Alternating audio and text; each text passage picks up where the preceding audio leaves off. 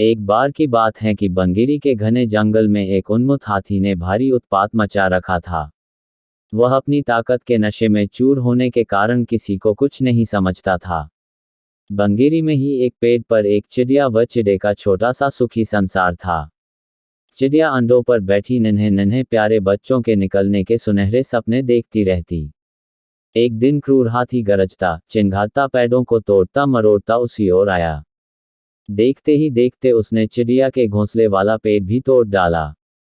घोंसला नीचे आ गिरा, अंडे टूट गए और ऊपर से हाथी का पैर उस पर पड़ा। चिड़िया और चिड़ा चीखने चिल्लाने के सिवा और कुछ न कर सके।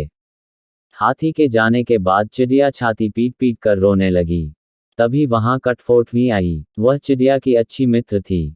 कठफोड़वी ने उनके रोने का कारण पूछा तो चिड़िया ने अपनी सारी कहानी कह डाली। कठफोड़वी बोली, इस प्रकार गम में डूबे रहने से कुछ नहीं होगा।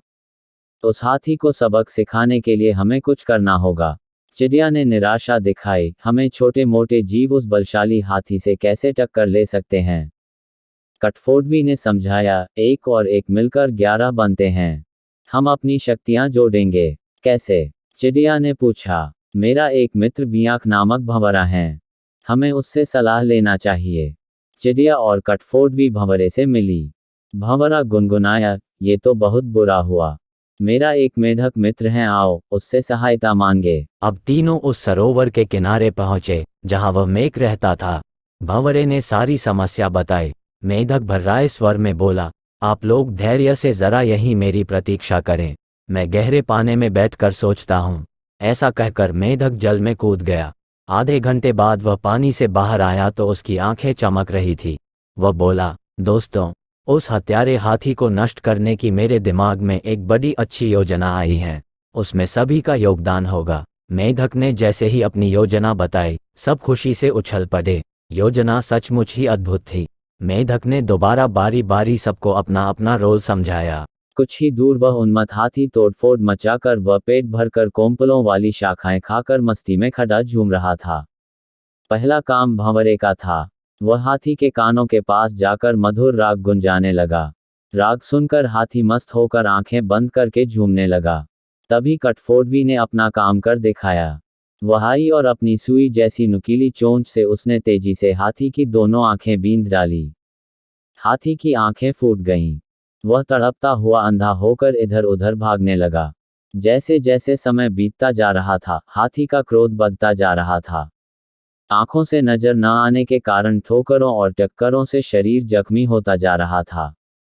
जख्म उसे और चिल्लाने पर मजबूर कर रहे थे। चिड़िया कृतज्ञ स्वर में मेघ से बोली, भैया, मैं आजीवन तुम्हारी आभारी रहूंगी।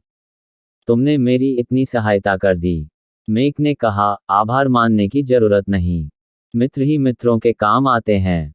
एक तो आंखों में जलन और ऊपर से चिल्लाते चिंघाते हाथी का गला सूख गया। उसे तेज प्यास लगने लगी। अब उसे एक ही चीज की तलाश थी, पानी। मेघ ने अपने बहुत से बंधु बांधवों को इकट्ठा किया और उन्हें ले जाकर दूर बहुत बड़े गड्ढे के किनारे बैठकर टर्राने के लिए कहा। सारे मेघ टर्राने लगे। मेघ की टर्राहट सुनकर हाथी के कान खड़े हो गए। वह ये जानता था कि मेघ जल स्रोत के निकट ही वास करते हैं। वह उसी दिशा में चल पड़ा। टर्राहट और तेज होती जा रही थी। प्यासा हाथी और तेज भागने लगा। जैसे ही हाथी गड्ढे के निकट पहुंचा, मेघों ने पूरा जोर लगाकर टर्राना शुरू किया। हाथी आगे बढ़ा और विशाल पत्थर की तरह गड्ढे में गिर पड़ा, जहां उसके प्राण पखेरु उड़ते देर न लगे। इस प्रकार उस अहंकार में डूबे हाथी का अंत हुआ। सीख है 1, एकता में बल है। 2, अहंकारी का देर या सबेर अंत होता ही है।